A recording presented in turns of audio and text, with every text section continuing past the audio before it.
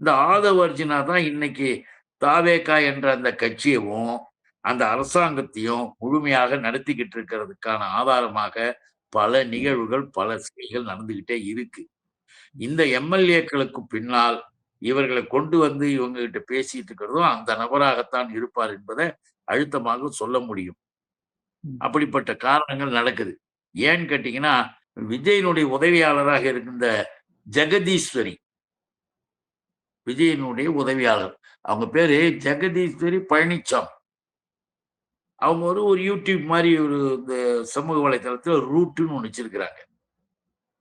அந்த ரூட்டுல தகவல் தொழில்நுட்பம் பல வேலைகள் செய்யுது. அதுல பார்த்தீங்கன்னா,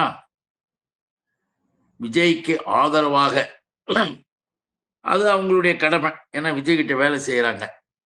பிற வேலைகள்லாம் செய்யறது. விஜய்க்கு ஆதரவாக எத எதை எப்படிலாம் மாத்த முடியுமோ மாத்தி கூட செய்யறது திட்டம் போடுவாங்க. அது அவருடைய வேலையாட்கள். ஆனால்